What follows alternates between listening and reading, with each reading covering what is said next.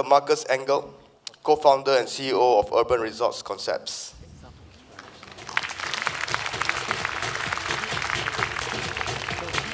Good afternoon, and thank you for affording me the opportunity to address you today.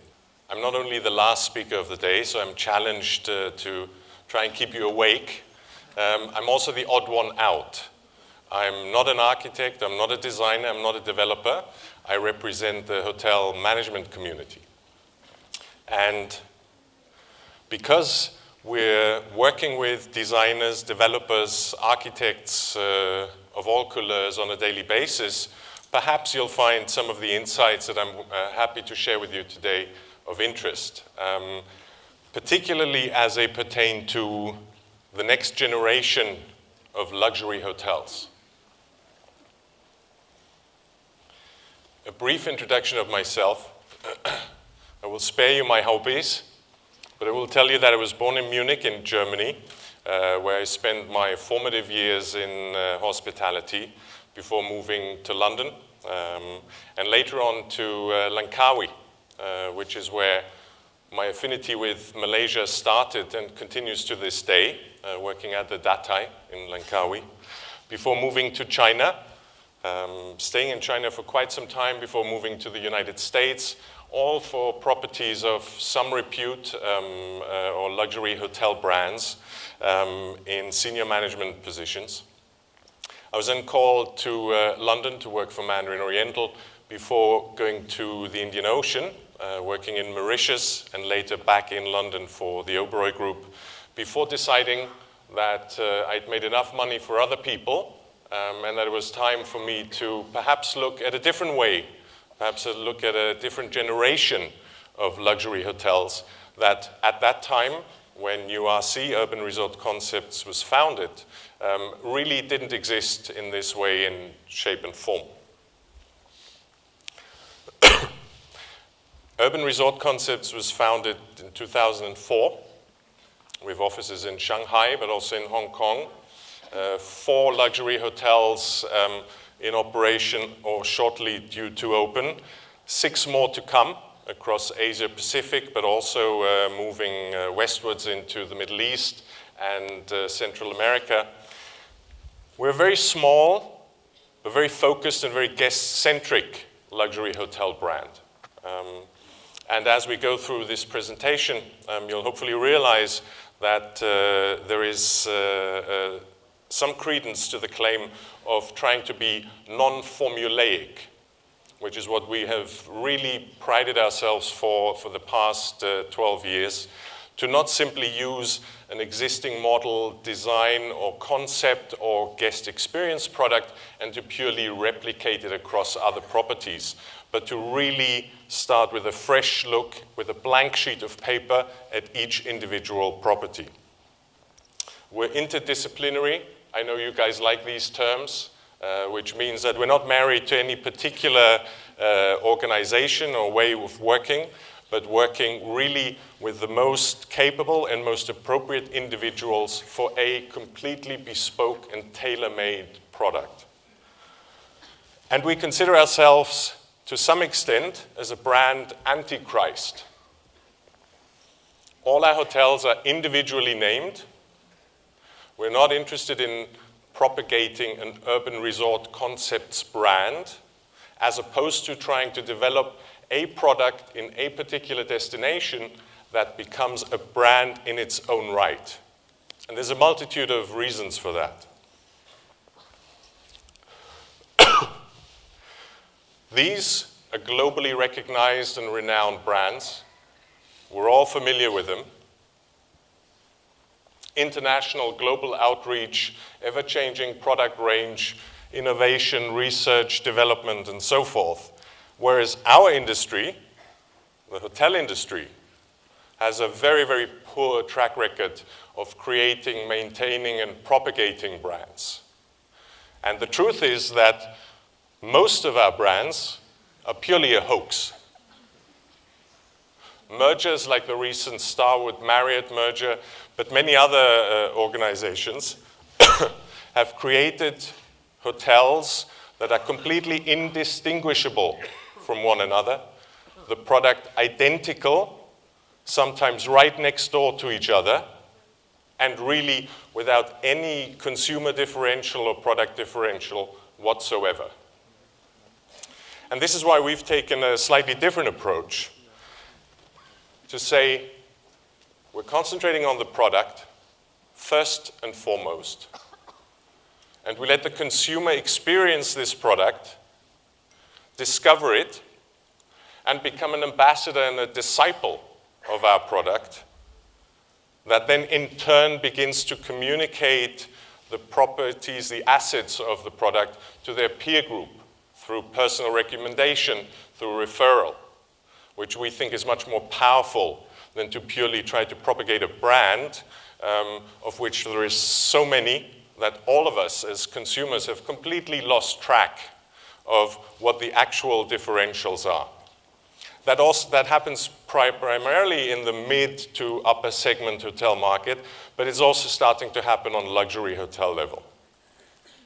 So we're starting to appreciate that product versus brand is significantly more important than to try and create or invent another brand that the world really doesn't need. And that knowledge of what the best product in a category is really has become the currency. A quick introduction of our hotels. We're probably best known and recognized for our first flagship hotel, the PuLi Hotel and Spa in Shanghai, opened in 2009. By all accounts, is doing very, very well. Has a very big following, 50% repeat guest ratio. These are some of the images of the hotel.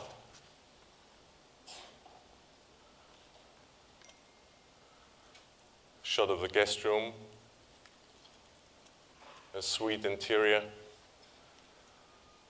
And you can see how we try to weave the DNA, the heritage, the history, all the properties of a destination into a hopefully seamless and cohesive product that gives the consumer much more intimate access to a destination and something that is much more true and authentic than many of the copied formulaic properties that look the same in Los Angeles, New York, London, Tokyo, and Paris.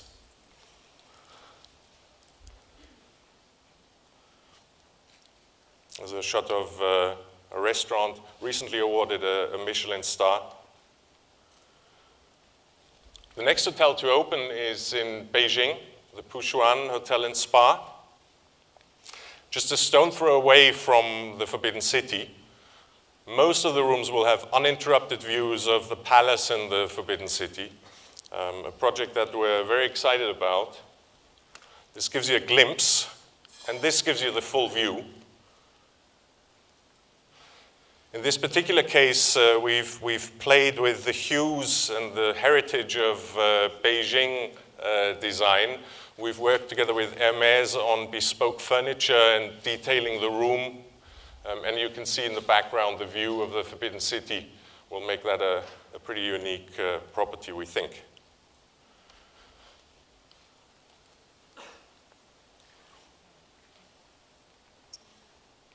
The best news you've had all day is that next year, when you attend this forum, you can stay at our new hotel just across the street. The Ruma is due to open mid-next year, and as you can see in the following slides, we've taken the same approach to try and be respectful and pay tribute to Malaysian heritage, in this case, Malaysia's colonial heritage, without playing on pastiche or cliches, but rather using materiality, technique, and a certain aesthetic to represent contemporary Malaysia while staying true to its origins and roots.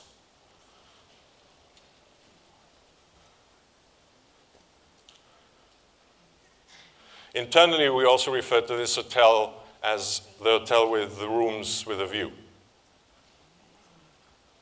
Book early to avoid disappointment. Another hotel with reasonably decent views is in the opening stages in Xiamen, in the south of China, overlooking the Taiwan Straits. Again, we've taken a more resort aesthetic to represent the character of this actually very Mediterranean-feeling city on the east coast of southern China.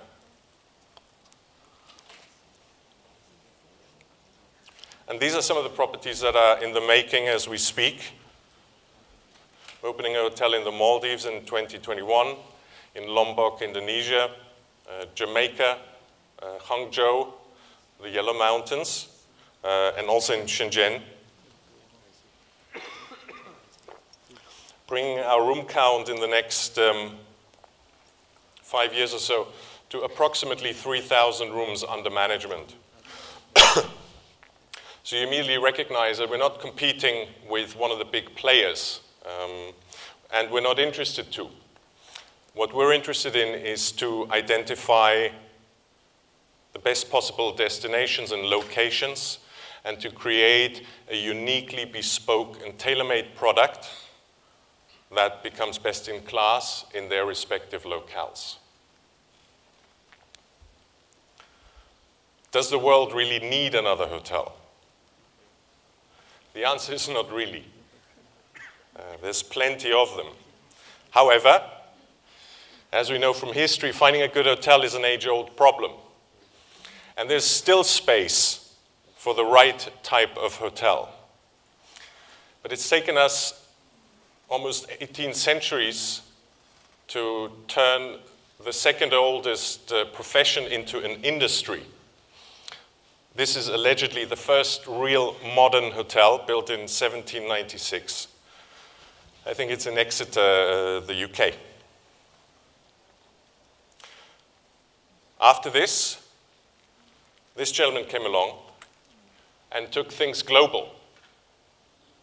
So we went through a whole century of globalization of hotel brands, propagating the Hilton and many other brands across the globe with a reasonably consistent and repetitive and recognizable product. Before this chap came along and reversed it all and took it all back local. And that's when the boutique hotel movement was born. When the Amanpuri opened in 1988, actually boutique hotel was not a dirty word. It now is, because it's been diluted across the past 3 decades, and everyone who thinks they can operate a hotel can now open a boutique hotel. We've also got this gentleman, Ian Schrager. He didn't go global or local, he went all over the place. But we have a lot to be thankful for, because they liberated us from this and gave us this. And we'll collectively agree that this is quite an improvement over the stereotypical hotel room that we had to endure for nearly half a century. However, this evolution, truthfully, has taken place mainly in terms of the quality of the physical product. The guest experience, the software, the way we experience and enjoy hotels has actually gone through a decline. Now, this is not based on any statistical data. This is my gut and my experience in the industry. But this is what it was. This is how we used to travel. This is a service we used to enjoy. True luxury. Whereas this is what most of you woke up to this morning.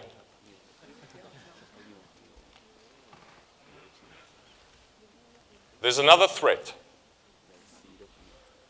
Not only is there the addition of 10 hotel brands a day, now we also got people like Airbnb. Why should I pay $800 for a hotel room in New York City if I can stay in a really cool one-bedroom pad in the village for half the price? Another threat to our industry. So does that mean we're about to die and all of us will end up here? Thankfully, the answer is no. But I'd like to use the next 1 or 2 minutes to show you and remind you of what's actually important. Not from a developer, not from an architect, not from a designer, not from a hotelier's point of view, but from a guest point of view. And Accenture has commissioned a survey. I think 50,000 frequent travelers took part in it. And the question was very simple. What are the most important features of your hotel room? Simple question. And participants were asked to categorize into very important, important, somewhat important, not very important, or not important at all. Anyone take a guess what's the most important thing in a guest room? What do you think the number one answer is? You'll probably say design because you're all architects. Well, the answer is internet.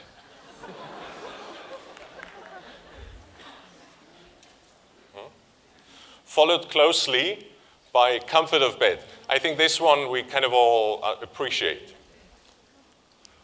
Third one, surprising. Internet, yet again. Surely now, the single most important thing after that must be the design. But you're wrong. It's the shower pressure. And even more important than design is complimentary water. It gives you an idea of how humble our guests actually are. How little things can amaze them. Complimentary water. And this is where design ends up at. It beats the quality of the bed cover, but not the ironing board.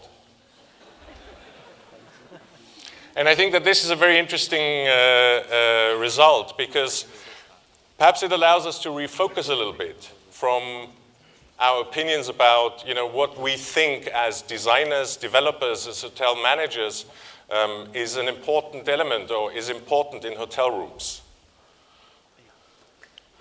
Because that is actually the core. That's the ideal. We start with formulating a guest experience. A purely guest-centric view of what our guests actually want. And on the basis of what we know our guests want, not what we guess our guests want, we create a narrative. But we're not very good at that because we keep repeating and doing the same thing over and over again. There's 50 million dentists in the world who tell us it's a bad idea to put chocolate on your pillow at night. Yet we keep doing it. Starting with the guest experience, we develop a narrative, and then we start to think about design. And only then.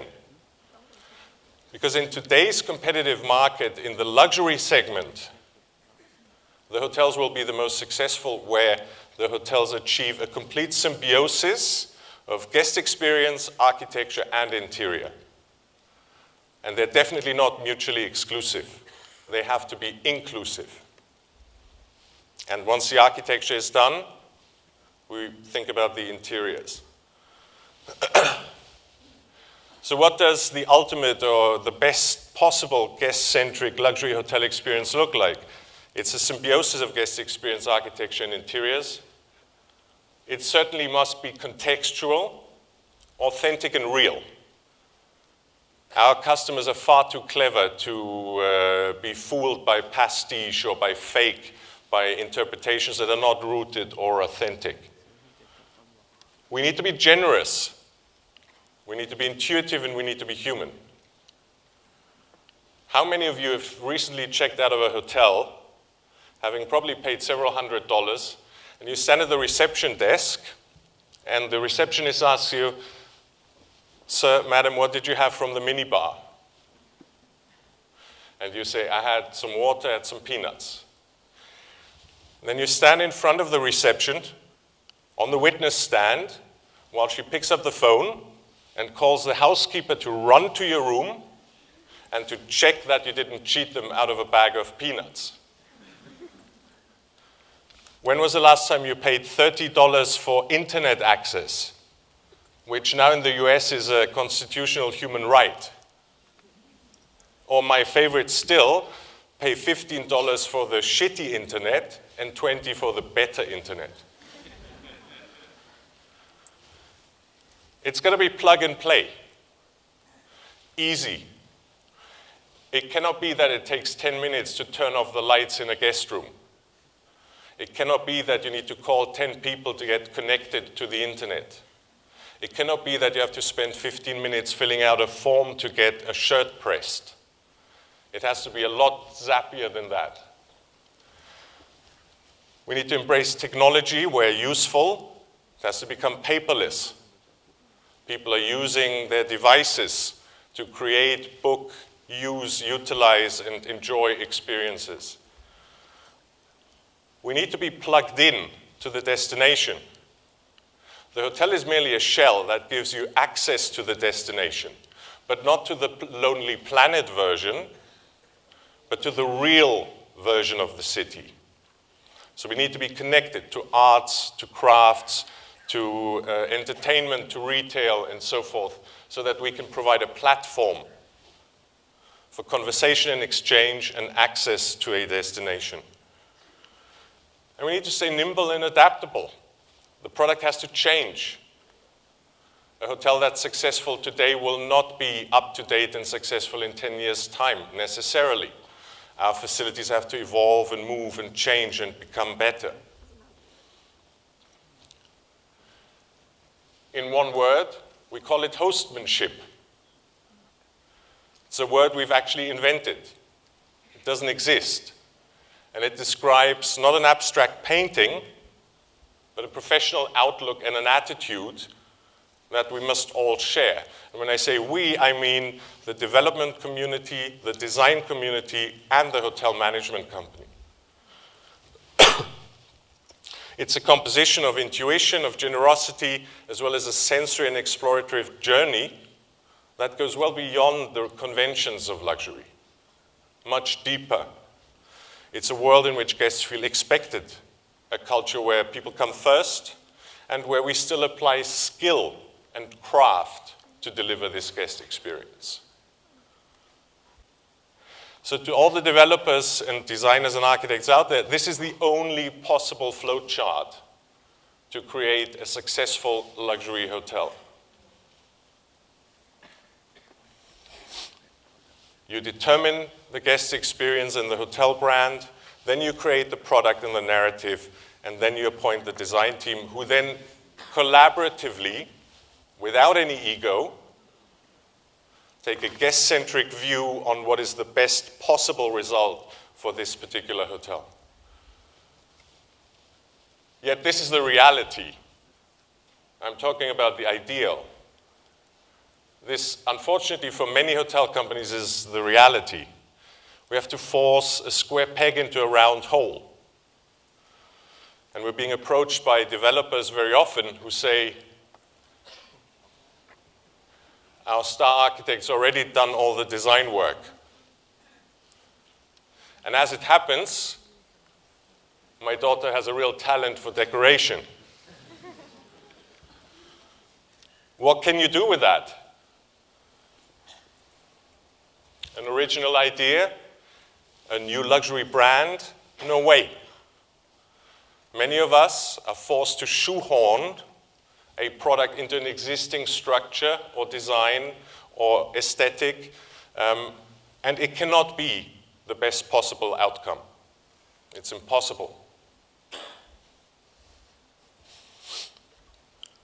Why is it important? Why is it important that the design team, the developer, the hotel management company work as a complete symbiotic and organic team? Because our consumers, our customers have evolved, and because we're all designers now. The advent of Pinterest has turned everyone from a layman into a star designer. We can just look at any reference image we want, just download it, and then use this one.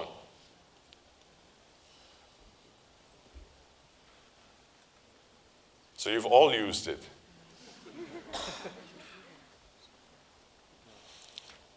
To close, the next generation of luxury hotels is something that is a departure from the conventional perception of what luxury brands constitute.